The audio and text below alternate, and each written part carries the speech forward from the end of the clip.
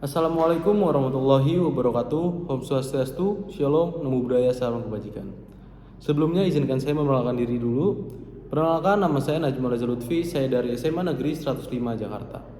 Pada topik ini kita membahas tentang sebagai negara berkembang dengan potensi maritim, DAO ini tidak akan menggunakan strategi ekonomi biru. Nah, kenapa kita tidak menggunakan ekonomi biru?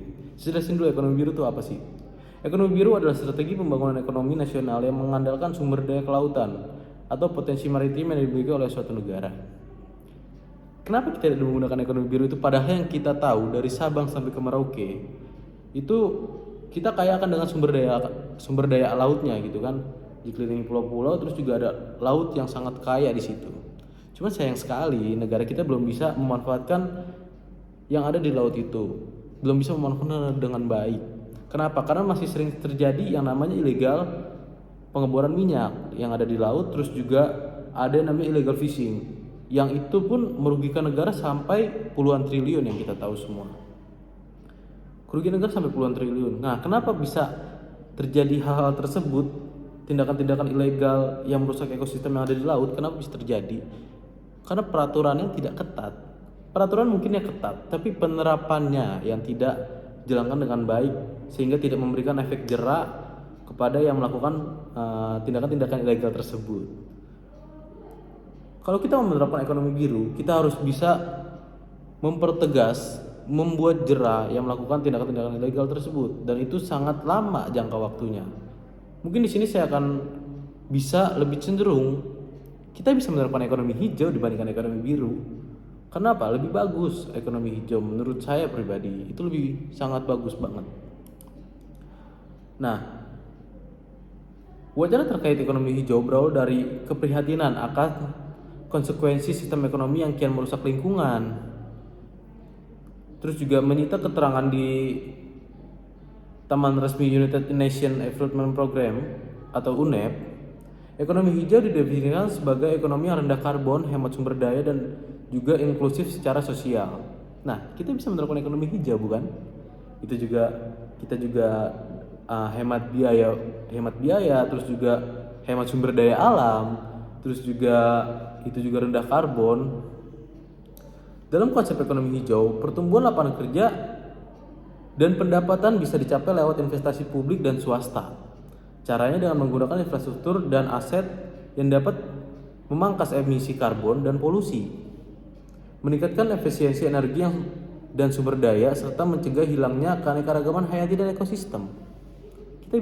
Kita bisa menerapkan ekonomi hijau dibandingkan dengan ekonomi biru nih.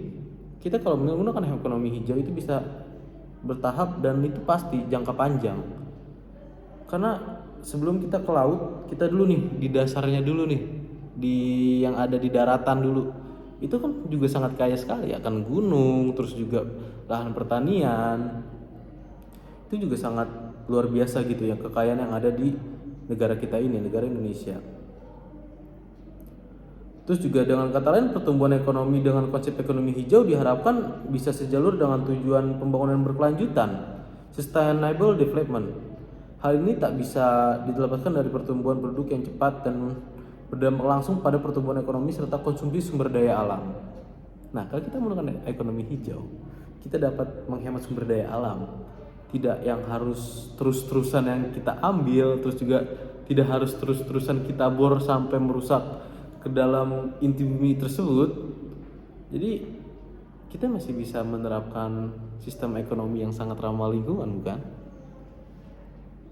Nah, selain itu juga ada wacana muncul berbagai pendekatan dan mekanisme berbasis sains dan teknologi guna meraih pertumbuhan ekonomi yang kuat tetapi tetap ramah lingkungan dan inklusif secara sosial. Kita bisa menerapkan ekonomi hijau karena lebih ramah lingkungan itu ya. Yang kita butuhkan kan ramah lingkungan, tetap menjaga iklim yang tetap baik itu kan.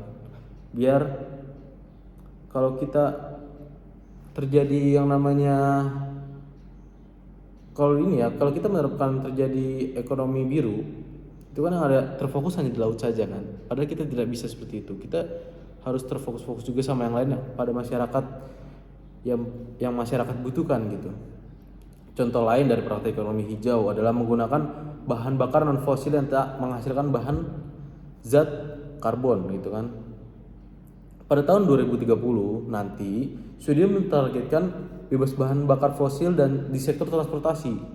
Lalu pada tahun 2045 negara itu berharap benar-benar terlepas dari penggunaan bahan bakar fosil serta mewujudkan keseimbangan iklim. Nah, kenapa Indonesia tidak menerapkan ke situ dulu? Padahal kita tahu di perkotaan Indonesia mungkin banyak sekali rumah-rumah kaca, terus juga kendaraan-kendaraan yang memang itu merusak polusi banget bagi masyarakat yang ada di situ kan. Kita tidak bisa menghirup udara dengan segar, terus juga jadinya kan ya lah gimana efek karbon itu tuh, karbon dioksida itu pada diri itu gimana kan. Nah, jadi di sini kita bisa banget untuk menerapkan yang namanya ekonomi hijau dulu. Kita fokus di situ dulu. Kita mensampaikan dulu ekonomi biru, meskipun ekonomi biru sangat bagus karena kita juga sudah dikelilingi laut-laut yang indah gitu kan, yang bisa dimanfaatkan setiap waktunya. Tapi kalau kita mau menerapkan ekonomi biru itu tadi, kita harus memperketat dulu itu yang namanya peraturan dan mempertegas dulu peraturan tersebut dijalankan dulu dengan baik. Tapi kalau kita menerapkan ekonomi hijau, kita bisa langsung terapkan, langsung bisa diterima oleh masyarakat karena masyarakat pada dasarnya masyarakat sangat mencintai lingkungan. Seperti itu. Mungkin hanya sekian yang bisa saya paparkan. Terima kasih. Wassalamualaikum warahmatullahi wabarakatuh. Om Santi Santi Om. Shalom. Namo Buddhaya. Salam kebajikan.